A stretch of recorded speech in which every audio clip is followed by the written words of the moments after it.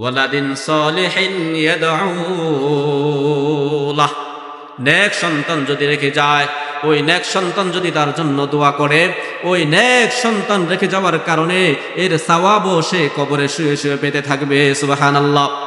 আল্লাহর নবী বলেছেন, কোন সন্তান যদি বাবা অথবা মায়ের কবরের পাশে গিয়ে সূরাতুল ফাতিহা অথবা সূরাতুল ইখলাস পড়ে, এরপরে রবের দরবারে দোয়া করে, সন্তান বাবা মায়ের কবরের পাশে দাঁড়ানোর সাথে সাথে চোখ দিয়ে পানি আসতে পারে।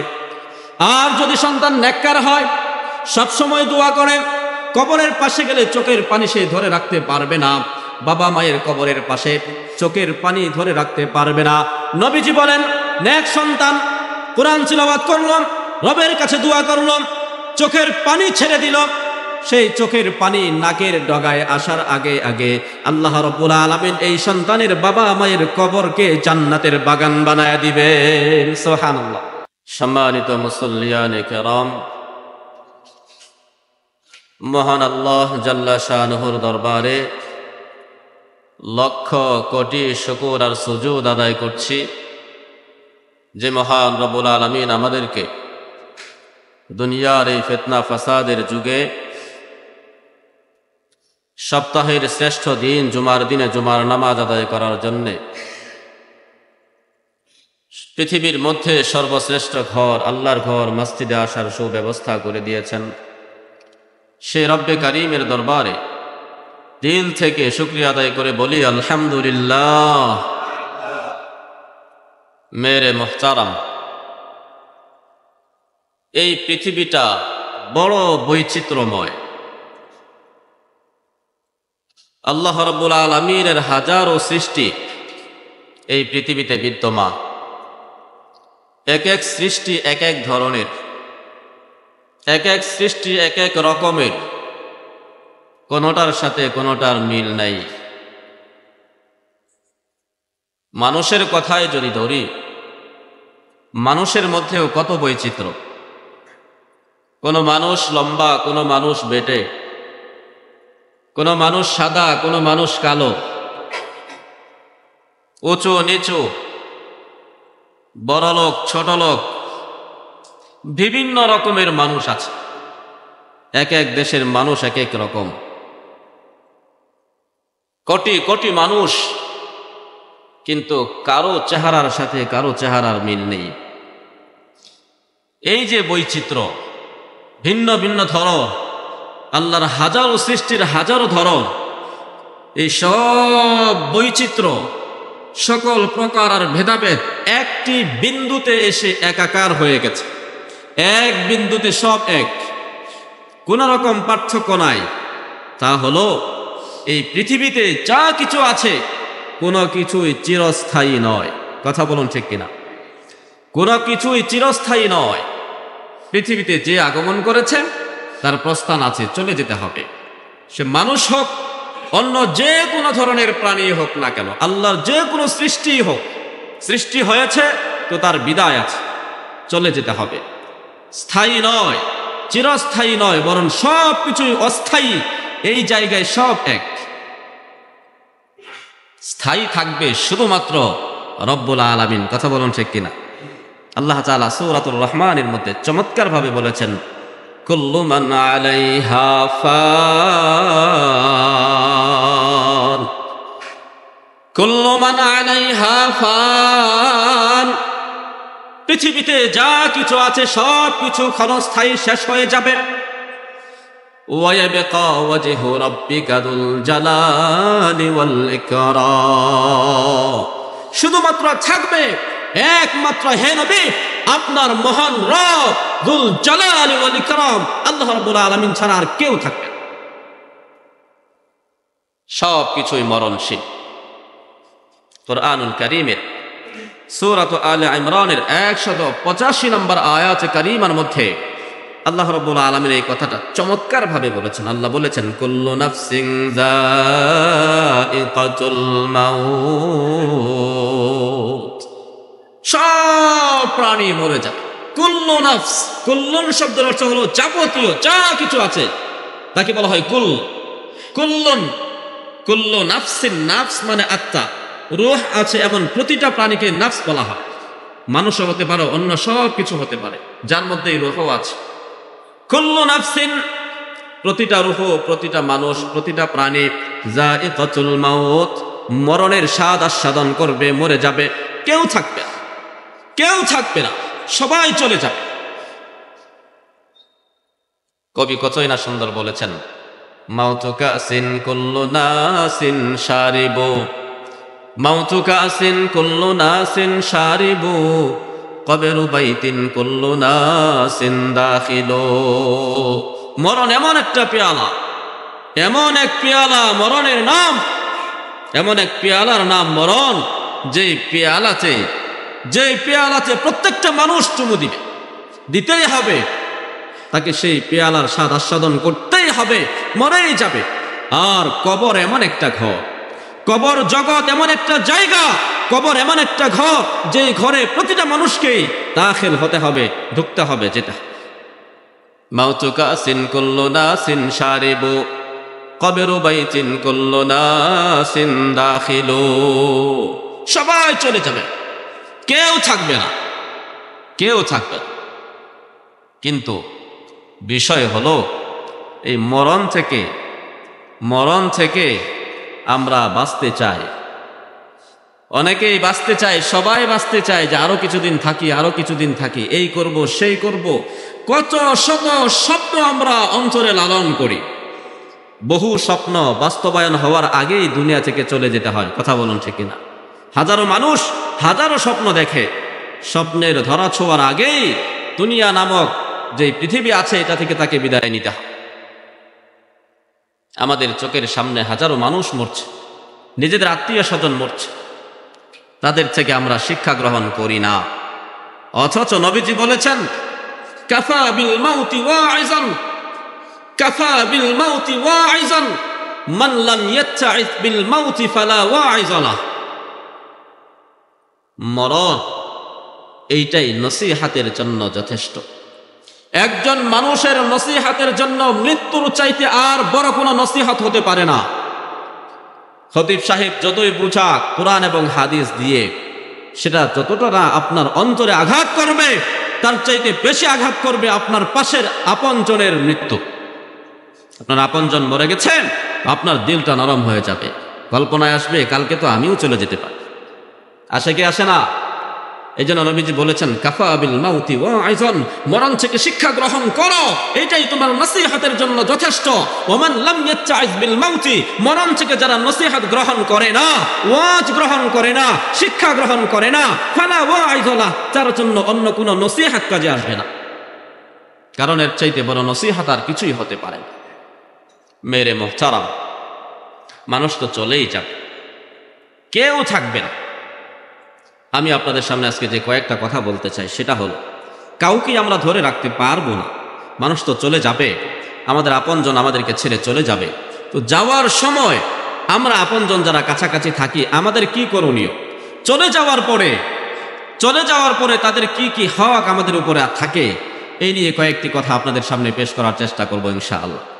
মেরে মুহতারাম, মৃত্যু এটা তো একটা মোহনা, যাবেই চলে, সবাই চলে যাবে, আপনি আমি কেউ থাকবো না। তবে দেখার বিষয় হইল, আমি যে চলে যাব, আমি কি নিয়ে কবরে যাব? আমি কি ইমানের হালতে যেতে পারবো নাকি পারবো না? এটা হলো সবচাইতে বড় দেখার বিষয়। আমি মরছি কোন হালতে, ইমানের হালতে নাকি বেঈমান অবস্থায়, এটা দেখার বিষয়।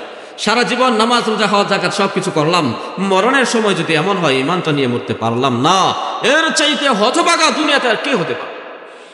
এই জন্য নবীজি বলেছেন, ইন্নামাল আমালু বিল খাওয়াতিম, ইন্নামাল আমালু বিল খাওয়াতিম। সমস্ত আমল তার শেষের বিবেচনায় গৃহীত হয়ে থাকে। শেষ আমল কোনটা ছিল, কোন অবস্থায় আপনি সারা জীবন কুফরি করেছে কোন একজন ব্যক্তি, গুনাহের মধ্যে লিপ্ত ছিল, মরণের আগে যদি তওবা করতে পারে, লা ইলাহা ইল্লাল্লাহ পড়তে পড়তে রবের ডাকে সাড়া দিতে পারে, সারা জিন্দেগীর গুনাহ রব্বুল আলামিন মাফ করে দিতে পারেন কি পারেন না? যেন ঈমান নিয়ে মরা, এটা প্রতিটা মুমিনের একটা স্বপ্ন থাকে এবং এটা দরকার, এর বাইরে তো যাওয়াই যাবে না। মেরে মুহতারাম, কোনো মানুষ যখন আমাদেরকে ছেড়ে চলে যাবে, সাকারাতুল মাউত শুরু হয়ে যাবে, আমার সামনে আমার আপনজন চলে যাচ্ছে, মুমূর্ষু অবস্থায় আছে, এই সময় আমার কি করণীয়? সর্বপ্রথম আমি তার সাথে কি আচরণ করব? সে ইমানের সাথে মরছে নাকি বেঈমান হয়ে মরছে সেটা তো বোঝার উপায় নাই। অনেক সময় বোঝা যায়, কালিমা পড়তে পড়তে চোখের সামনে মরে যায়, অনেক ঘটনা এরকম আছে। কিন্তু আবার হাজারো ঘটনা এমন আছে, মরণের কয়েকদিন আগে থেকেই তো তার মুখ বন্ধ, কথা বলতে পারে না, ইশারাও দিতে পারে না, হয় না এরকম? তার সম্পর্কে আমি কিভাবে বুঝবো যে সে ইমানের হালতে যাচ্ছে নাকি বেঈমান অবস্থায় যাচ্ছে? এই জন্য নবীজি বলেছেন, যখন তোমাদের কোনো আপনজন মুমূর্ষু অবস্থায় থাকবে আর তোমরা তার পাশে থাকবে, তো তোমরা তাকে কালিমা লা ইলাহা ইল্লাল্লাহ এই কালিমার তালকিন করতে থাকবে। লাক্কিনু মাউতাকুম লা ইলাহা ইল্লাল্লাহ। লাক্কিনু মানে তালকিন করা। তোমরা তোমাদের মুমূর্ষু ব্যক্তিকে, মৃত্যু পথযাত্রীকে লা ইলাহা ইল্লাল্লাহ পড়ার জন্য তালকিন করো। তালকিন কি? তালকিন মানে হলো তার পাশে বসে মৃদু আওয়াজে, এমন আওয়াজে কালিমা পড়তে থাকা যে আওয়াজটা তার কান পর্যন্ত গিয়ে পৌঁছে। অত্যন্ত সাবলীলভাবে, সুন্দরভাবে তার পাশে বসে পড়তে থাকা লা ইলাহা ইল্লাল্লাহ, লা ইলাহা ইল্লাল্লাহ, লা ইলাহা ইল্লাল্লাহু মুহাম্মাদুর রাসূলুল্লাহ, এভাবে পড়তে থাকা, তাকে জোরাজোরি না করা। কালিমা পড়ো, কালিমা পড়ো, লা ইলাহা ইল্লাল্লাহ পড়ো, তুমি মনে হয় বেশিক্ষণ বাঁচবে না, এই কালিমা পড়ো, এভাবে জোরাজোরি চাপাচাপি করা যাবে না, এর নাম তালকিন না। বরং আপনি আস্তে আস্তে পড়তে থাকবেন। হতে পারে তার কপাল যদি ভালো হয়ে থাকে, আপনার আওয়াজ তার কানে গেলে সে শুনে শুনে কালিমা পড়ে নিতে পারে। জোরাজোরি করলে হিতে বিপরীত হতে পারে, কারণ মরণটা এত সোজা না। নবীজি বলেছেন, আল মাউতু আল মুসিবা, মৃত্যু এটা হলো মহা বিপদ, এর চাইতে বড় বিপদ আর হতেই পারে না, এর চাইতে বড় বিপদ আর হতেই পারে না। এত কষ্ট, এত কষ্ট। কোন গুনাহগার যখন মারা যায় তার এত কষ্ট হয়, জীবন্ত একটা ছাগলকে তার শরীর থেকে চামড়া ছিঁড়ে ফেললে, টেনে খুলে ফেললে যেরকম কষ্ট হয়, তার চাইতে বেশি কষ্ট হয় একজন গুনাহগারের মৃত্যু। এই জন্য ওই সময় তাকে জোরাজোরি চাপাচাপি করা যাবে না, কালিমা পড়ো, কালিমা পড়ো, কারণ তার অনেক কষ্ট হয়, অনেক কষ্ট হয়, এত পিপাসা লাগে। মৃত্যু পথযাত্রী ব্যক্তির মনে হয় 7 সমুদ্রের পানি সবটা যদি তার মুখে দেওয়া হয় তাহলেও তার পিপাসা নিবারণ হবে না, এত কষ্ট হয়, এত কষ্ট। পক্ষান্তরে যদি মুমিন হয়, আলহামদুলিল্লাহ, ঈমানদার যদি হয়, নবীজি বলেছেন তুহফাতুল মুমিনিল মাউত, তুহফাতুল মুমিনিল মাউত, ঈমানদারের জন্য মৃত্যুটা হলো হাদিয়া, উপহার স্বরূপ। বলে না সুবহানাল্লাহ।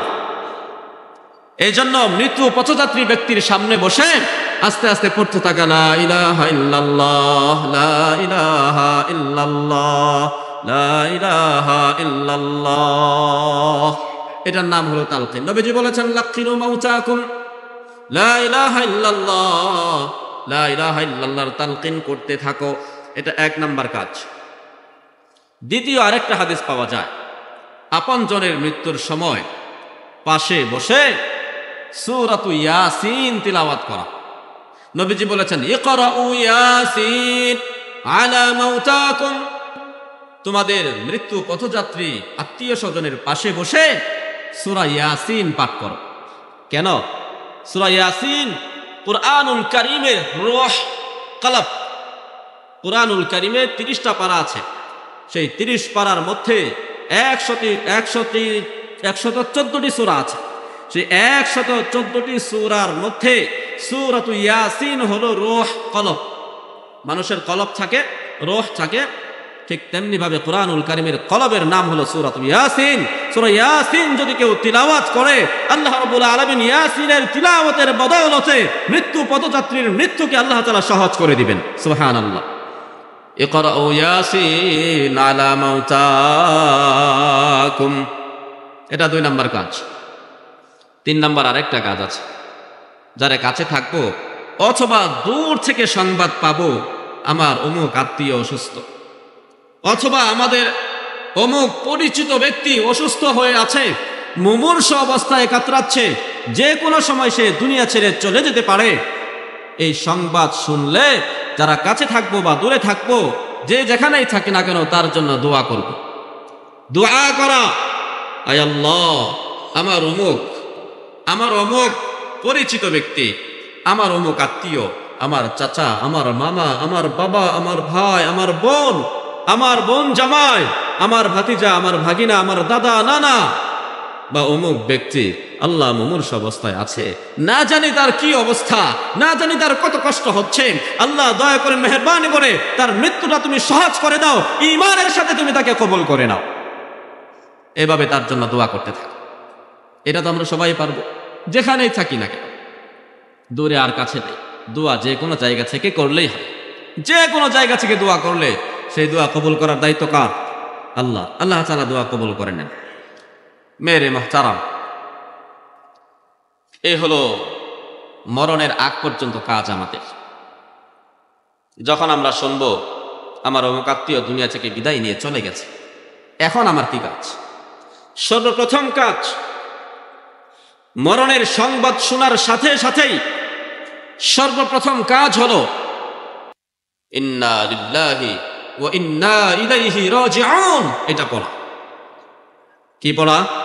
ইন্না লিল্লাহি ওয়া ইন্না ইলাইহি রাজিউন। এটা পড়তে থাকা, ইন্না লিল্লাহি ওয়া ইন্না ইলাইহি রাজিউন, মানে সে তো গেছে যাওয়ারই কথা, আমরাও আল্লাহ তোমার দিকে প্রত্যাবর্তনকারী, আমরাও আসবো। আল্লাহর কাছে সারেন্ডার করা। মেরে মুহতারাম, এরপরে যে কাজটা করতে হবে, কান্নাকাটি করা যাবে না। কান্নাকাটি বাদ। অনেকেই চিল্লা পাল্লা কইরা মানে পুরা মহল্লার মানুষকে একাকার করে ফেলে, নারী আর পুরুষ নাই, আওয়াজ করে কাঁদতে থাকে। এগুলো না জায়েজ, জাহিলি যুগের কাজ। চিৎকার করে কাঁদা যাবে না। হ্যাঁ, আপনার আপনজন মারা গেছে, আপনার চোখ দিয়ে তো পানি আসতেই পারে। বাবা মারা গেছে, মা মারা গেছে, ছেলে মারা গেছে, স্ত্রী মারা গেছে, স্বামী মারা গেছে, চোখ দিয়ে পানি আসাটা তো স্বাভাবিক। কান্না তো আসতেই পারে। আপনি কাঁদেন, আওয়াজ ছাড়া আপনি কাঁদেন, নীরবে নির্জনে কাঁদেন, চোখের পানি ফেলেন, তবে তার বিরহের জন্য না, বরং কাঁদেন, আল্লাহ আমার আত্মীয় আমাকে ছেড়ে চলে গেছেন, আমাদেরকে ছেড়ে চলে গেছে, জানি না তার কবরে কি অবস্থা হবে, তুমি তাকে মাফ করে দাও। চোখের পানির অনেক দাম। আপনার চোখের পানি পড়তেছে আর মনে মনে যদি এই দোয়াটা করতে পারেন, হতে পারে আল্লাহ রাব্বুল আলামিন আপনার চোখের পানির বদৌলতে আপনার দোয়াকে কবুল করে ওই মৃত ব্যক্তির কবরকে জান্নাতের বাগান বানায় দিতে পারেন। কথা বলুন ঠিক কিনা? এটা এক নাম্বার কাজ। মেরে মুহতারাম, ইন্না লিল্লাহ পড়বো, দোয়া করতে থাকবো, কান্নাকাটি করবো না। এরপরে মৃত ব্যক্তিকে নিয়ে দ্রুত গোসল, কাফন, দাফন ইত্যাদির আয়োজন করতে হবে। এটা যারা জীবিত থাকে আপনজন, তাদের উপর দায়িত্ব। যদিও এই কাজটা ফরজে কিফায়া, মহল্লার কোনো একজন মারা গেছে, কোনো আত্মীয় স্বজন যদি তার না থাকে, তারপরেও মহল্লাবাসীর উপর এই দায়িত্ব, এটা ফরজে কিফায়া, করতে হবে। যদিও ফরজে কিফায়া, কিন্তু এটা গুরুত্বপূর্ণ কাজ। এতে অংশগ্রহণ করলে অনেক সওয়াব। দ্রুত তার গোসলের ব্যবস্থা করতে হবে, দ্রুত কাফন পরানোর ব্যবস্থা করতে হবে, জানাজা পড়ার ব্যবস্থা করতে হবে, দ্রুত তাকে দাফন করতে হবে। আজকাল তো এমন হয়, সামান্য বিষয়ে কয়েকদিন দেরি করা হয়, তেমন কোনো বিষয়ই না, হালকা একটু বিষয়ের কারণে দাফন করতে অনেক বিলম্ব হয়ে যায়। এটা ঠিক না। দাফনের কাজ দ্রুত করে নিতে হবে। রাসূল করিম সাল্লাল্লাহু তাআলা আলাইহি ওয়াসাল্লাম ইরশাদ করেছেন, আসরিউ বিল জানাজা, আসরিউ বিল জানাজা। কেউ মারা গেছে, দ্রুত তার জানাজার ব্যবস্থা করো, দ্রুত তাকে শেষ করো, দাফন কাফনের কাজ দ্রুত সম্পাদন করো। কেন? ফাইন তাকু সালিহাতান, নবীজি বলেন, যদি এই লোকটা ভালো হয়ে থাকে, যে মারা গেছে, যার জানাজা, লাশকেও জানাজা বলা হয়, এই জানাজা, এই লাশ যদি ভালো হয়ে থাকে, ফাখাইরুন তুকদ্দিমুনাহা ইলাইহি, তাহলে এই ভালো মানুষ তো তাকে কবরে রাখবা, মানে জান্নাতের বাগানে রাখবা, দ্রুত তাকে জান্নাতের বাগানে ঢোকায় দাও। সুবহানাল্লাহ। আর যদি ওয়াইন তাকু শাররান ওয়াইন তাকু সিওয়া যালিক, এর বিপরীত যদি হয়, ভালো না, নেককার না, বদকার, বদকার, তুমি জানো আর না জানো, যদি সে খারাপ হয়ে থাকে, ফাশাররুন তাদউনাহু মিন রিকাবিকুম, তাহলে তোমরা তোমাদের ঘাড় থেকে নিকৃষ্টতম একটা বোঝাকে দ্রুত সরায় দাও, দ্রুত সরিয়ে দাও। নিকৃষ্ট বোঝাকে নিজেদের কাঁধে আর বহন করো না। কবরে যাওয়ার পরে যা হবার তা হবে, তোমরা তাকে দ্রুত তার জায়গায় পৌঁছিয়ে দাও। ভালো মানুষ হইলে জান্নাতে ঢুকায় দাও, খারাপ মানুষ হইলে দ্রুত তাকে তার জায়গায় পৌঁছায় দাও। মেরে মুহতারাম, তিরমিজি শরীফের 1075 নম্বর হাদিস, রাসূল করিম সাল্লাল্লাহু তাআলা আলাইহি ওয়াসাল্লাম হযরত আলী কাররামাল্লাহু ওয়াজহাকে লক্ষ্য করে বললেন, ইয়া আলী, ইয়া আলী, সালাসাতুন লা তুআখিরহা, হে আলী, তিনটা জিনিস বিলম্ব করবা না, তিন বিষয়ে বিলম্ব করবা না। এক নাম্বার, আস-সালাতু ইযা আতাত, নামাজের ব্যাপারে বিলম্ব করবা না। নামাজের সময় হয়ে গেছে তো তাড়াতাড়ি নামাজ আদায় করে নাও। নামাজ পড়বো করতে করতে অনেকের নামাজ কাজা হয়ে যায়, কথা বলুন ঠিক কিনা? এই জন্য নবীজি বলেছেন, আস-সালাতু ইযা আতাত, নামাজের সময় হয়েছে তো নামাজ পড়ে নাও। দুই নাম্বার, ওয়াল জানাজাতু ইযা হাদারাত, জানাজা, লাশ যখন চলে আসছে আর দেরি করবে না, দ্রুত জানাজা পড়ে নাও। তিন নাম্বার, ওয়াল আইয়িমু ইযা ওয়াজাদতা লাহা কুফুআন, মেয়ে, তোমার মেয়ে, তার জন্য যখন উপযুক্ত পাত্রের ব্যবস্থা হয়ে যাবে, দ্রুত তাকে বিবাহ দিয়ে দাও, ঘরে আটকায় রাখবা। তিন কাজ দেরি করতে নাই, নামাজ, জানাজা আর বিবাহ উপযুক্ত ছেলে অথবা মেয়ে ঘরে না রাখা, তাদেরকে যথাসময়ে উপযুক্ত পাত্র পাত্রীর ব্যবস্থা হলে বিয়ে দিয়ে দেওয়া। মেরে মুহতারাম, জানাজার নামাজটা এটা ফরজে কিফায়া, কিন্তু এটা মৃত ব্যক্তির হক, আমাদের উপর পাওনা, আমাদের উপর পাওনা, এটা আমাদের দায়িত্ব তার জানাজায় অংশগ্রহণ করা। রাসূল করিম সাল্লাল্লাহু আলাইহি ওয়াসাল্লাম হাদিসের মধ্যে ইরশাদ করেছেন, বুখারী শরীফের 1240 নম্বর হাদিস, নবীজি বলেন, হাক্কুল মুসলিমি আলাল মুসলিমি খামস, অন্য রিওয়ায়াতে আছে সিত্তুন, এক মুসলমানের উপরে আরেক মুসলমানের 6টি হক আছে। এক নাম্বার, রদ্দুস সালাম, সালামের জবাব দেওয়া। কেউ কাউকে সালাম দিয়েছে তো তাকে সালামের জবাব দেওয়া, এই বিষয়গুলো আমাদের ভালো করে বুঝতে হবে। অনেক সময় দেখা যায় আমাকে কেউ সালাম দিল, আমি পাশ কাটিয়ে চলে গেলাম, সালামের জবাব দিলাম না, অথবা মনে মনে জবাব নিলাম, অথবা হাতে ইশারা দিয়া, মুখে ইশারা দিয়া মাথা নাড়িয়ে জবাব দিয়ে চলে গেলাম। এটা কিন্তু মারাত্মক ভুল, এটা করা যাবে না। সালাম দেওয়া সুন্নাত, সালামের উত্তর দেওয়া ওয়াজিব, বিষয়টা খেয়াল রাখবো। সালাম না দিলে গুনাহ হবে না, কিন্তু সালাম দেওয়ার পরে আমি যদি সালামের জবাব না দেই তাহলে আমি গুনাহগার হব। সালামের জবাব দেওয়া ওয়াজিব, এবং যিনি সালাম দিয়েছেন সম্ভব হলে তাকে শুনিয়ে উত্তর দেওয়া আরেকটা ওয়াজিব। যদি কাছাকাছি থাকে তাকে শুনিয়ে জবাব দেওয়া ওয়াজিব। সে আমাকে সালাম দিয়েছে, আমি শুনেছি, তাকে সালামের উত্তর দেওয়া ওয়াজিব, এবং তার কান পর্যন্ত আমার আওয়াজটা পৌঁছানো ওয়াজিব। এই মাসালাটা আমরা খেয়াল রাখবো। তো এক নাম্বার রদ্দুস সালাম, সালামের জবাব দেওয়া। দুই নাম্বার, ওয়াইয়াদাতুল মারিদ, অসুস্থ ব্যক্তির সেবা করা। আমাদের কেউ কোনো আত্মীয় স্বজন, কোনো প্রতিবেশী অসুস্থ, তাকে দেখতে যাওয়া, তাকে দেখতে যাওয়া, এটা মুসলমানের পাওনা, আমার ভাইয়ের পাওনা, আমার উপরে হক, তার সেবা করা, শুশ্রূষা করা, তাকে দেখতে যাওয়া, আইয়াদাতুল মারিদ, অনেক সওয়াব। তিন নাম্বার, ওয়াত্তিবাউল জানাইজ, জানাজায় অংশগ্রহণ করা, জীবনের শেষ বিদায়ে অংশগ্রহণ করা, এটা তার পাওনা। আপনার সাথে আমার সাথে চলাফেরা করেছে, এখন তার হক, তার পাওনা আমার উপরে, আমি যেন তার জানাজায় অংশগ্রহণ করি, তার জন্য দোয়া। চার নাম্বার, ওয়া ইজাবাতুদ দাওয়াহ, দাওয়াত কবুল করা। কেউ কাউকে দাওয়াত দিয়েছে তো সেই দাওয়াত কবুল করা, যে হোক, ছোট লোক বড় লোক, যে হোক না কেন, আপনাকে মহব্বত করে দাওয়াত করেছে, সেই দাওয়াত কবুল করা, এটাও মুসলমানের হক। পাঁচ নাম্বার, ওয়া তাশমিতুল আতিস, কোন মুসলমান ভাই আপনার পাশে হাঁচি দিয়েছে, তার হাঁচির জবাব দেওয়া। হাঁচি দিলে কি বলতে হয়? ইয়ারহামুকাল্লাহ, কি বলতে হয়? ইয়ারহামুকাল্লাহ। হাসি যিনি দিয়েছেন তিনি বলবেন আলহামদুলিল্লাহ। কি বলবেন? কেন আলহামদুলিল্লাহ বলবেন সেটা আলোচনা করলে পুরো একদিন লাগবে। যে কেন আলহামদুলিল্লাহ বলতে হয়, ভালো করে আল্লাহ শুকর কেন আদায় করবে হাসি দেওয়ার পর? যাই হোক, হাসি যিনি দিবেন তিনি বলবেন আলহামদুলিল্লাহ। পাশে যিনি থাকবেন তিনি কি বলবেন? ইয়ারহামুকাল্লাহ, আল্লাহ তোমার উপর রহম করুন, তোমার প্রতি দয়া করুন। আবার যিনি হাসি দিয়েছেন তিনি তার উত্তরে বলবেন ইয়াহদিকুমুল্লাহু ওয়া ইউসলিহু বালাকুম।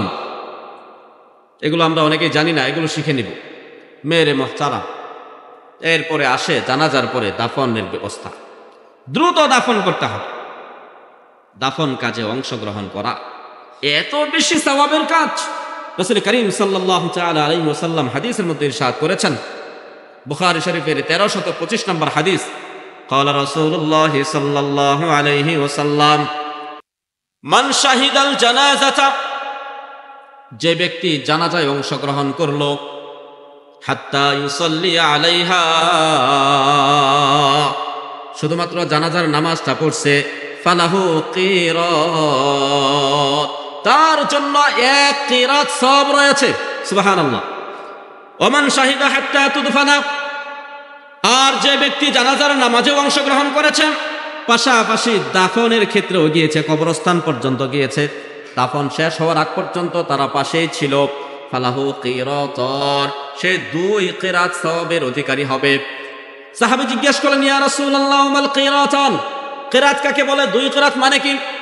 নবীজি বললেন, মিসলুল জাবালাইনিল আযীমাইন, বড় বড় 2টি পাহাড়ের সমান 2টি কিরাত। উহুদ পাহাড়ের মতো 1 কিরাত। কেউ যদি জানাজা পড়ে, উহুদ পাহাড় পরিমাণ সওয়াব তার আমলনামায় জমা হয়ে যাবে। সুবহানাল্লাহ। কেউ জানাজাও পড়লো, দাফনে অংশগ্রহণ করলো, উহুদ পাহাড়ের মতো 2 পাহাড় সওয়াব তার আমলনামায় জমা হয়ে যাবে। সুবহানাল্লাহ।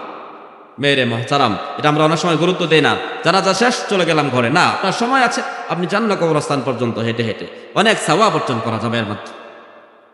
মেরে মুহতারাম, দাফনও শেষ হয়ে গেল, কবরে রাখবো, এই অনেক নিয়ম কানুন আছে। লাশকে কিভাবে আমরা কবরে রাখবো, আমাদের দেশে অনেক অনিয়ম আছে। এরপরে মাটি দেওয়ার পালা। মাটি দেওয়ার সময় দোয়া আছে। পরে যখন মাটি দেব, আপনার আপনজন হইলে মাটিটা হাতে নিয়া আপনি একটু, চোখের পানি তো তখন এমনিতেই আসবে, দোয়া পড়েন, মিনহা খালাকনাকুম ওয়া ফিহা নুঈদুকুম ওয়া মিনহা নুখরিজুকুম তারাতান উখরা। কয়জনে পারে আল্লাহ জানে। চেষ্টা করা, শিখা দরকার। আমি আমার আপনজনকে, আমার বাবাকে, আমার সন্তানকে কবরে রাখবো, মাটি দিব, আমি এই দোয়াটা যদি না পারি, ভাই আফসোস। শিখে নিব। মিনহা খালাকনাকুম, আল্লাহ বলেন এই মাটি থেকে, এটা কোরআনের আয়াত, মিনহা খালাকনাকুম, এই মাটি থেকে আমি তোমাদেরকে সৃষ্টি করেছি, ওয়া ফিহা নুঈদুকুম, এই মাটিতে আবার তোমাদেরকে পুনরায় ফেরত পাঠাবো, ওয়া মিনহা নুখরিজুকুম, এবং কিয়ামতের দিন এই মাটি থেকেই তোমাদেরকে উঠানো হবে, ওয়া মিনহা নুখরিজুকুম তারাতান উখরা, পুনরায় আবার এই মাটি থেকেই তোমাদেরকে উঠানো হবে। মিনহা খালাকনাকুম ওয়া ফিহা নুঈদুকুম ওয়া মিনহা নুখরিজুকুম তারাতান উখরা। এরপরে মৃত ব্যক্তির জন্য দোয়া করা। কবরের পাশে জমা হয়ে একসাথে সবাই মিলে দোয়া না, এমনিতে আপনি দোয়া করেন, আগে থেকেই দোয়া করতে থাকেন, আল্লাহ আমি আমার বাবাকে কবরে রাখবো, এই কবর তো তোমার নবী বলেছেন পোকামাকড়ের ঘর, এই কবর তো জাহান্নামের গর্ত, আল্লাহ এই কবরে কোনো সাথী নাই, কোনো বাতি নাই, জানি না আমার আপনজন, আমার বাবা, আমার মা কিভাবে থাকবে। আল্লাহ আমার মাকে কবরে রাখার আগে আগে আমার মায়ের সমস্ত গুনাহগুলো মাফ করে আমার মায়ের জন্য কবরটাকে জান্নাতের টুকরা বানায় দাও। এই জন্য দোয়া করতে থাকে, বেশি বেশি দোয়া কর। আল্লাহ জানি না কোন হালত হবে, রেখে আসছেন, উঠে আসছেন, আপনি দোয়া করতে থাকেন। সবাই সবার কাজে ব্যস্ত থাকবে, আপনি আপনজন, আপনি দোয়া করেন, রব্বানা গফিরলি ওয়া লিওয়ালিদাইয়া ওয়া লিল মুমিনিনা ইয়াওমা ইয়াকুমুল হিসাব। নবীজি বলেছেন ইস্তাগফিরু লি আখিকুম ওয়াসালু লাহু তাসবিতা ফাইন্নাহুল আনা ইউসআলু। এক ব্যক্তিকে দাফন করার পরে নবীজি সাহাবায়ে কেরামকে লক্ষ্য করে বললেন, ও সাহাবায়ে কেরাম, তোমাদের এই ভাইয়ের জন্য তোমরা ইস্তিগফার করো, তার জন্য মাফ চাও, সে যেন ঈমানের উপর অটল এবং অবিচল থাকতে পারে, এই জন্য আল্লাহ তাআলার কাছে দোয়া করো। কেননা ফাইন্নাহুল আনা ইউসআল, সে এখনই জিজ্ঞাসিত হবে, এখনই এখনই জিজ্ঞাসিত হবে। আমরা যাওয়ার আগে আগেই ফেরেশতা তার সামনে চলে আসবে, আয়েশা জিজ্ঞেস করা শুরু করবে, মার রব্বুকা ওয়া মা দীনুকা ওয়া মান হাযার রাজুলুল্লাযী বুইসা ফীকুম। জিজ্ঞেস করবে না? কয়টা প্রশ্ন কবরে? তিনটা। মার রব্বুকা, তোমার রব কে? ওয়া মা দীনুকা, তোমার দিন কি ছিল? ওয়া মান হাযার রাজুলুল্লাযী বুইসা ফীকুম, এই লোকটাকে চিনো কিনা যাকে তোমাদের কাছে নবী হিসাবে পাঠানো হয়েছিল। যদি নেককার বান্দা হয়ে থাকে, ইমানদার হয়ে থাকে, নামাজি হয়ে থাকে, অটোমেটিক তার মুখ থেকে বের হয়ে আসবে রব্বি আল্লাহ, আমার রব হলো আল্লাহ, দীনি আল ইসলাম, আমার ধর্ম ছিল ইসলাম, হাদা মুহাম্মাদুর রাসূলুল্লাহ সাল্লাল্লাহু আলাইহি ওয়াসাল্লাম, তিনি আখির জামানার পয়গম্বর বিশ্বনবী মুহাম্মদুর রাসূলুল্লাহ সাল্লাল্লাহু আলাইহি ওয়াসাল্লাম। এই জবাব দেওয়ার সাথে সাথে উপর থেকে ঘোষণা আসবে, আল্লাহ পাক রব্বুল আলামিন ঘোষণা করে বলবে, ও আমার ফেরেশতারা, আফরিশু লাহু মিনাল জান্নাহ, কবরের মধ্যে আমার এই বান্দা বান্দির জন্য জান্নাতের বিছানা বিছায়া দাও। সুবহানাল্লাহ। ওয়া আলবিসুহু মিনাল জান্নাহ, শরীরের মধ্যে জান্নাতি পোশাক পরিধান করাও। ওয়াফতাহু লাহু বাবান ইলাল জান্নাহ, কবর থেকে জান্নাত পর্যন্ত একটা রাস্তা করে দাও, যাতে এই কবরের মধ্যে শুয়ে শুয়ে কিয়ামত পর্যন্ত জান্নাতের নাজ নিয়ামত আরাম আয়েশ ভোগ করতে পারে। সুবহানাল্লাহ। আর যদি বদকার হয় কি অবস্থা, কি অবস্থা হবে? যখন জিজ্ঞেস করবে মার রব্বুকা, ওই বেঈমান নাফরমান বেনামাজি ওই জালেম বলবে, হা হা লা আদরি, হায় আফসোস, হায় আফসোস, আমি তো জানি না। ওমা দীনুক, কোন ধর্মের অনুসারী নাকি সেকুলার ছিলে, কি ছিলে বলো? বলবে হা হা লা আদরি, হায় আফসোস, আমি তো জানি না। ওমান নবিয়্যুক, তোমার নবীকে? বলবে হা হা লা আদরি, আমি তো জানি না। আফসোস করে করে বলবে। উপর থেকে ঘোষণাকারী ঘোষণা বলবে, আফরিশু লাহু মিনান নার, জাহান্নামের বিছানা কবরে বিছায়া দাও। ওয়া আলবিসু লাহু মিনান নার, জাহান্নামীদের পোশাক তার শরীরে পরায়া দাও। ওয়াফতাহু লাহু বাবান ইলান নার, কবর থেকে জাহান্নাম পর্যন্ত রাস্তা করে দাও, কবরে শুয়ে শুয়ে যেন জাহান্নামের শাস্তিটা ভোগ করতে পারে। কঠিন অবস্থা। এই জন্য দোয়া করো, আল্লাহ আমার আপনজনকে তো কবরে রাখলাম, আল্লাহ ফেরেশতারা আসবে, তুমি তার সুয়াল জবাবকে সহজ করে দিও। সুয়ালের প্রশ্নের উত্তর যেন, সুয়ালের জবাব যেন সঠিকভাবে দিতে পারে, আল্লাহ তুমি সহজ করে দিও। দুয়ার অনেক পাওয়ার, দুয়ার অনেক পাওয়ার। নবীজি বলেছেন, আদ-দুআউ মুখুল ইবাদাহ, ইবাদতের মগজ হলো দোয়া। আল্লাহর কাছে দোয়া করতে থাকা। হয়তো ধরা পড়েও যেতে পারে, অনেক গুনাহ করছে, অনেক অপরাধ করছে, কিন্তু আপনজনের কান্নাকাটিটা আল্লাহর কাছে পছন্দ হয়ে যেতে পারে কি পারে না? সন্তানের কান্নাকাটি বাবার জন্য আল্লাহ পছন্দ করতে পারেন কি পারেন না? পারেন। কেমন পারেন দেখেন, নবীজি বলেছেন, নবীজি বলেছেন, মানুষ যখন মারা যাবে, ইদা মাতাল ইনসান ইনকাতা আনহু আমালুহু ইল্লা মিন সালাসা, মানুষ যখন মারা যাবে তার সব নেক আমলের দরজা বন্ধ হয়ে যাবে। নেক আমলের দরজা বন্ধ, সে আর আমল করার সুযোগ পাবে না, নিজে আমল করতে পারবে না। ইল্লা মিন সালাসা, তবে তিনটা আমল এমন থাকবে যে আমলের সওয়াবগুলো সে কবরে শুয়ে শুয়েও পেতে থাকবে। সেগুলো কি? এক নাম্বার, ইল্লা মিন সাদাকাতিন জারিয়া, সাদাকায়ে জারিয়া। সাদাকায়ে জারিয়া এমন সাদাকা যার আমল, যার সওয়াব জারি থাকে, তাকে বলা হয় সাদাকাতুন জারিয়া। মসজিদ বানাইছে, যতদিন পর্যন্ত মসজিদে মুসল্লি সেজদা দিবে ততদিন পর্যন্ত তার কবরে শুয়ে শুয়ে সে সওয়াব পেতে থাকবে। সুবহানাল্লাহ। কাউকে টাকা পয়সা দিয়া, পরামর্শ দিয়ে হাফেজ বানাইছে, কোন সন্তানকে হাফেজে কোরআন বানিয়েছে, আলেম বানিয়েছে, দিনদার পরহেজগার বানিয়েছে, সে নিজে মেহনত করছে। যতদিন পর্যন্ত ওই হাফেজ থাকবে, কোরআন তেলাওয়াত করবে, ওই হাফেজ আরো হাফেজ বানাবে, বানাইতেই থাকবে, চলতেই থাকবে। ওই লোকটাও কবরে শুয়ে শুয়ে কিয়ামত পর্যন্ত তাদের থেকে একটা অংশ সওয়াব পেতেই থাকবে। সুবহানাল্লাহ। মসজিদে একটা ইট দিয়েছেন, একটা ফ্যান দিয়েছেন, যতদিন পর্যন্ত এই ফ্যান ঘুরবে ততদিন পর্যন্ত আপনার আমল নামায় আপনার সওয়াবও ঘুরতে ঘুরতে আপনার কবরে পৌঁছতে থাকবে। সুবহানাল্লাহ। এই জন্য সাদাকায়ে জারিয়া এগুলো করার ইচ্ছা করতে হবে। মেরে মুহতারাম, এক নাম্বার হলো সাদাকাতুন জারিয়া। দুই নাম্বার, আও ইলমিন ইউনতাফাউ বিহি, এমন কোন ইলম, এমন কোন বিদ্যা সে রেখে গেছে যেখান থেকে জনগণ উপকৃত হচ্ছে। একটা কিতাব লিখে গেছে, খুব উপকারী কিতাব, যেখান থেকে মানুষ ইলম শিখে, ইসলাম শিখে, জ্ঞান বিদ্যা আহরণ করতে পারে, তো এমন এলেম যদি রেখে যায় তাহলে এইটারও সওয়াব তার কবরে পৌঁছতে থাকবে। 3 নাম্বার মূল আলোচ্য বিষয়, ওয়ালাদিন সালিহিন ইয়াদউলাহ,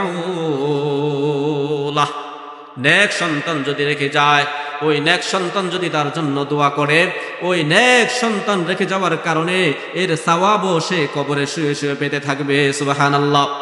আল্লাহর নবী বলেছেন, কোন সন্তান যদি বাবা অথবা মায়ের কবরের পাশে গিয়ে সূরাতুল ফাতিহা অথবা সূরাতুল ইখলাস পড়ে, এরপরে রবের দরবারে দোয়া করে, সন্তান বাবা মায়ের কবরের পাশে দাঁড়ানোর সাথে সাথে চোখ দিয়ে পানি আসতে পারে। আর যদি সন্তান নেককার হয়, সবসময় দোয়া করে, কবরের পাশে গেলে চোখের পানি সে ধরে রাখতে পারবে না, বাবা মায়ের কবরের পাশে চোখের পানি ধরে রাখতে পারবে না। নবীজি বলেন, নেক সন্তান কোরআন তিলাওয়াত করল, রবের কাছে দোয়া করল, চোখের পানি ছেড়ে দিল, সেই চোখের পানি নাকের ডগায় আসার আগে আগে আল্লাহ রাব্বুল আলামিন এই সন্তানের বাবা মায়ের কবরকে জান্নাতের বাগান বানায় দিবেন। সুবহানাল্লাহ। দোয়ার দরকার আছে না নাই?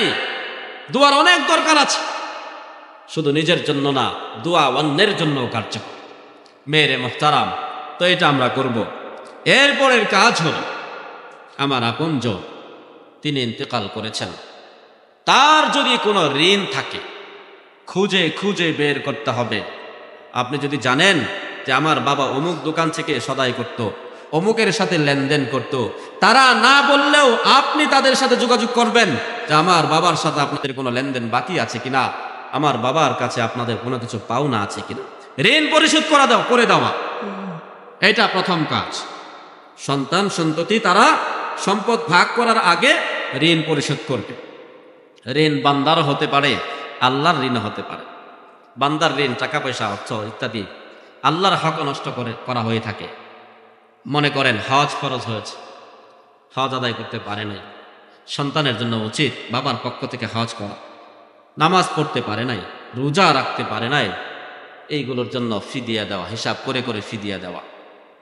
এক সাহাবী আসছে নবীজির কাছে, ইয়া রাসূলুল্লাহ, আমার বাবার উপরে হজ ফরজ হয়েছে, কিন্তু তিনি হজ করতে পারেন নাই, দুনিয়া থেকে চলে গেছেন, এখন কি আমি তার পক্ষ থেকে হজ আদায় করে দিব? নবীজি বললেন, আর আইতা লাউ কানা আলা আবিকা দাইনুন কুনতা কাদিয়াহ, মনে করো তোমার উপর যদি তোমার বাবার উপর যদি অন্য কোনো মানুষের পাওনা থাকতো, টাকা পয়সা, তাহলে কি তুমি সেটা আদায় করতে? সাহাবী বললেন, ইয়া রাসূলুল্লাহ, অবশ্যই, আমি তো আমার বাবার পক্ষ থেকে তার ঋণ আদায় করে দিতাম। নবীজি বললেন ফাতাইনুল্লাহি আহাক্কু, তাহলে আল্লাহর ঋণ আরো বেশি হকদার, আরো গুরুত্বপূর্ণ। আল্লাহর ঋণটাও তুমি আদায় করে দাও, তোমার বাবার পক্ষ থেকে তুমি হজ আদায় করো। মেরে মুহতারাম, এরপরে মৃত ব্যক্তি, আপনার বাবা হোক, যেই হোক না কেন, তিনি যদি কোনো ওসিয়ত করে থাকেন, আপনাদের জানা থাকে কোনো ওসিয়ত, বৈধ কোনো ওসিয়ত যদি করে থাকেন, সেই ওসিয়ত পূরণ করা। সম্পত্তি ভাগ করার আগে তার রেখে যাওয়া সম্পত্তির 1/3 সম্পদ থেকে ওসিয়ত পূরণ করা, এরপরে সম্পদ ভাগ বাটোয়ারা করা। এটা অত্যন্ত গুরুত্বপূর্ণ মেরে মুহতারাম। এরপরে আরেকটা কাজ আমরা করতে পারি, আরেকটা কাজ হলো ইসালে সওয়াব, তাদের কবরে যেন সওয়াব যায়, এই জন্য আমরা নিজেরা আমল করতে পারি। 2 রাকাত নফল নামাজ বাবার পক্ষ থেকে আমি পড়লাম, দোয়া করলাম, তার পক্ষ থেকে আমি তার জন্য নফল নামাজ আমি আদায় করলাম, নফল হজ করলাম, তার জন্য আমি কোরআনুল কারীম তিলাওয়াত করলাম। আল্লাহ, আমি কোরআন পড়ছি, আমার এই কোরআনুল কারীমের তিলাওয়াতের সওয়াবটুকু আমার বাবার কবরে পৌঁছে দাও। এগুলোকে বলা হয় ইসালে সওয়াব প্রেরণ করা। এই কাজটা আমরা করতে পারি। মেরে মুহতারা, মরণ এমন একটা জিনিস, কেউ পালিয়ে থাকতে পারবে। আমরা অনেক সময় গুরুত্ব দেই না, শুধু মরণের কথা শুনে যাই। আসলে যেটা কি, এটা যে কি, আমি মাঝে মধ্যে হাদিসটা বলি, মক্তবের বাচ্চারা ওই হাদিসটা পড়ে। নবীজি বলেছেন, আকসিরু যিকরা হাযিমিল লাযাতিল মাউত, ও আমার উম্মতেরা, তোমরা মরণকে বেশি বেশি স্মরণ করো, মরণের কথা বেশি বেশি স্মরণ করো। কেননা এই মরণটা তোমার জীবনের আরাম আয়েশ ভোগ বিলাস সব কিছুকে মুহূর্তের মধ্যে তছনছ করে দিবে, সব শেষ করে দিবে। আকসিরু যিকরা হাযিমিল লাযাতিল মাউত, ওই মরণের কথা বেশি বেশি স্মরণ করো যেই মরণ তোমার জীবনের আরাম আয়েশ সব কিছু শেষ করে দিবে। কত স্বপ্ন, কত স্বপ্ন, সব স্বপ্নকে মুহূর্তের মধ্যে ভেঙ্গে চুরমার করে দিবে যেই মরণ। সেই মরণের জন্য তুমি প্রস্তুতি গ্রহণ করো, সেই মরণের জন্য তুমি প্রস্তুতি গ্রহণ করো। আল্লাহ সাল্লাল্লাহু তাআলা আলাইহি ওয়াসাল্লাম একবার এক লাশ দাফন করার পরে কবরের পাশে বৈশা, দাফন হয় নাই এখনো, দাফন হয় নাই, লাশ নিয়ে আসা হয়েছে, রাখা হয়েছে, দাফন হবে। নবীজি আয়েশা কবরের পাশে বসে গেলেন, হাতে জন্য কি একটা ছিল, নবীজি মাটি খুঁড়তেছেন, মাটির মধ্যে দাগাদাগি করতেছেন, আর নবীজির চোখ থেকে টল টল করে পানি পড়ছে, অশ্রু ঝরতেছে। নিচের দিকে তাকিয়ে তিনি বসা, চোখের পানি সরাসরি জমিনে পড়তেছে, জমিনটা ভিজে গেছেন। সাহাবাই কেরাম বললেন, ইয়া রাসূলুল্লাহ, আপনি কাঁদছেন কেন? নবীজি বললেন, ও আমার সাহাবাই কেরাম, লিমিসলি হাযা ফাআইদু, লিমিসলি হাযা ফাআইদু, এই যে কবর দেখতেছো, এই কবরের জন্য তোমরা প্রস্তুতি গ্রহণ করো, এই কবরের জন্য তোমরা প্রস্তুতি গ্রহণ করো। লিমিসলি হাযা ফাআইদু, এই যে কবর, এই কবরটা কেমন হবে? নবীজি বলেছেন, আল কবরু রাউদাতুম মিন রিয়াদিল জান্নাহ আও হুফরাতুম মিন হুফারিন নিরান, এই কবরটা হয়তোবা কারো কারো জন্য জান্নাতের টুকরা হবে, কারো কারো জন্য জাহান্নামের গর্ত। এই জন্য এই কবরের জন্য প্রস্তুতি গ্রহণ করো। আল্লাহ বলেছেন, আইনামা তাকুনু ইউদরিকুমুল মাউতু ওয়ালাউ কুনতুম ফি বুরুজিম মুশাইয়াদা। আল্লাহ বলেন, আইনামা কুনতুম, আইনামা কুনতুম, যেখানেই থাকো না কেন, যেখানেই থাকো না কেন, আইনামা তাকুনু, যেখানেই অবস্থান করো না কেন, যেখানেই পলায়ন করো না কেন মৃত্যু থেকে বাঁচার জন্য, ইউদরিকুমুল মাউতু, মরণ তোমাকে গ্রাস করবেই, মরণ তোমাকে ধরবেই, মরণ থেকে তুমি অন্য কোথাও যেতে পারবে না। ওয়ালাউ কুনতুম ফি বুরুজিম মুশাইয়াদা, যদিও তুমি বেষ্টনী দিয়া একদম প্রকোষ্ঠের মধ্যেও থাকো, যেখানে কেউ ঢুকতে পারে না, পশু পাখি প্রাণী পিঁপড়া পর্যন্ত যেতে পারে না, পানিও ঢুকতে পারে না, কোনো বাতাসা পর্যন্ত ঢুকতে পারে না, এমন কোনো কাচের ঘরের মধ্যেও যদি থাকো, তাহলেও মৃত্যু তোমাকে সেখানে গিয়ে পাকড়াও করবেই। আইনামা তাকুনু ইউদরিকুমুল মাউতু ওয়ালাউ কুনতুম ফি বুরুজিম মুশাইয়াদা, মরণ থেকে পালানো যায়, কেউ পালাতে পারবে না। আদম আলাইহিস সালাতু ওয়াস সালাম থেকে শুরু করে এই পর্যন্ত সব মানুষ কিন্তু কবরে, দুনিয়াতে কেউ নাই, দুনিয়াতে নাই। ওই লম্বা ইতিহাস বাদ দিলেও আপনি চিন্তা করেন, যাদের বাবা নাই মা নাই, তারা চিন্তা করেন আপনার বাবা কোথায়, কোথায় ছিল, এখন কোথায় আছে? আপনার দাদা কোথায় ছিলেন, এখন কোথায় আছে? যেই বাড়িতে আপনি আছেন, হয়তো এই বাড়িতে আপনার বাবাও ছিল, আপনার দাদাও ছিল, আপনার পর দাদাও ছিল, তারা এখন কোথায়? তারা এখন নাই, এই বাড়িতে, বাড়ি ছেড়ে চলে গেছে। তার মানে বোঝা গেল এই বাড়ি আসল বাড়ি নয়। যদি আসল বাড়ি হইতো, এই বাড়ি ছেড়ে কেউ যেত না। এটা আসল বাড়ি নয়। আপনার বাবা সেখান থেকে চলে গেছেন, আপনাকেও চলে যেতে হবে, আপনাকেও চলে যেতে হবে। এটা থাকার জায়গা না, এখানে আপনিও থাকতে পারবেন না।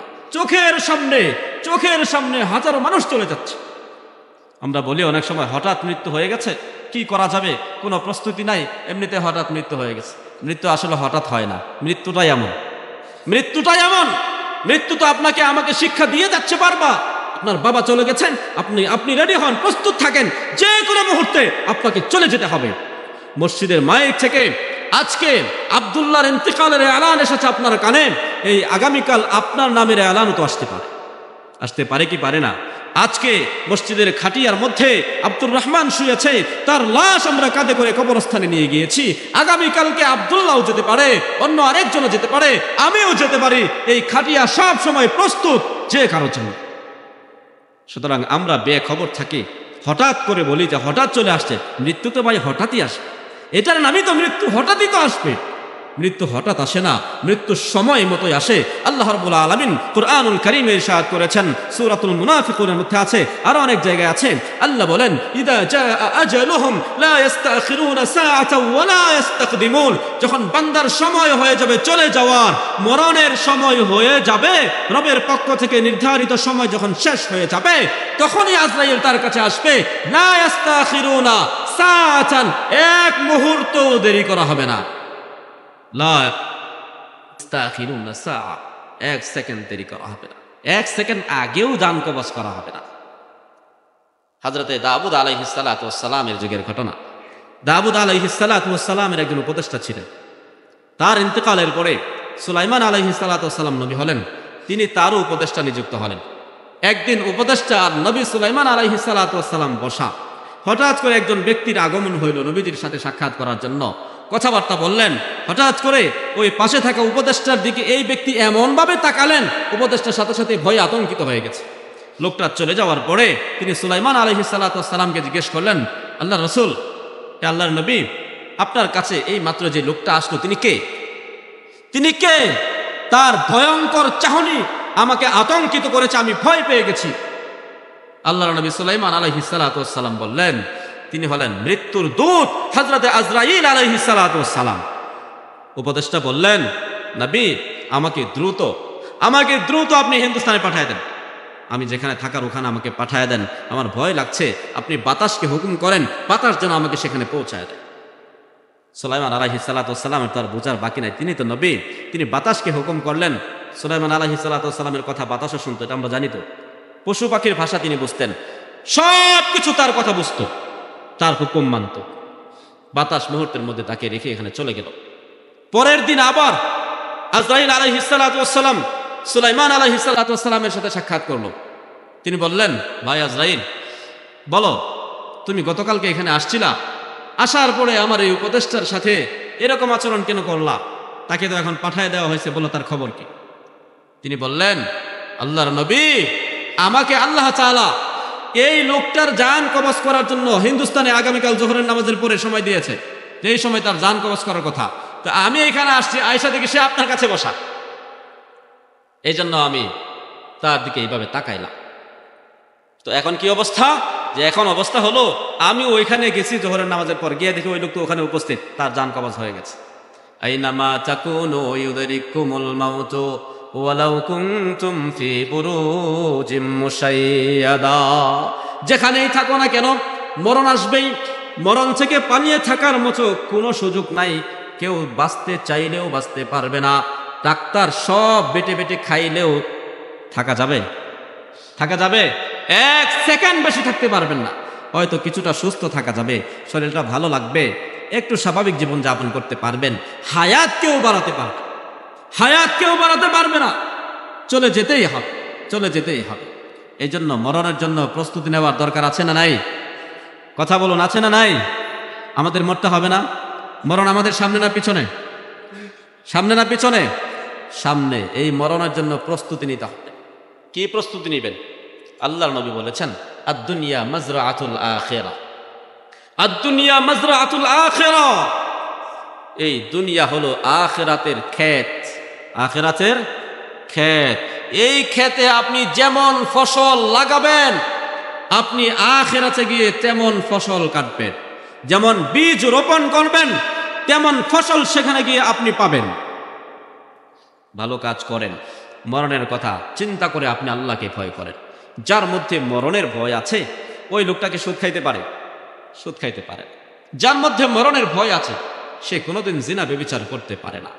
যার মধ্যে মরণের ভয় আছে, হাজারো সুযোগ থাকা সত্ত্বেও সে কোনোদিন দুর্নীতি করতে পারে না। যার মধ্যে মরণের ভয় আছে, সে কোনোদিন নবীজির সুন্নাহ দাড়ির মধ্যে খোর আর ব্লেড লাগাতে পারে না। যার মধ্যে মরণের ভয় আছে, সে কোনোদিন নামাজ ছাড়া থাকতে পারে না। যার মধ্যে মরণের ভয় আছে, সে কোনোদিন বাবা মায়ের সাথে খারাপ আচরণ করতে পারে না। যার মধ্যে মরণের ভয় আছে, সে কোনোদিন অন্যায় কাজ করতে পারে না, পাপাচার করতে পারে না, বরং সমস্ত হুকুমের বাইরে গিয়ে রবের হুকুমের সামনে মাথাকে অবনত করতে সে সর্বদা প্রস্তুত থাকে। আল্লাহর ভয়, মরণের ভয় যদি থাকে, কারণ আপনি এখন উল্টাপাল্টা করছেন, টেবিলের নিচ দিয়ে ঘুষ নিচ্ছেন, আপনার তো গ্যারেন্টি নাই। এই পকেটের টাকা ঢোকানোর আগেও তো আপনি চলে যেতে পারেন কি পারেন না?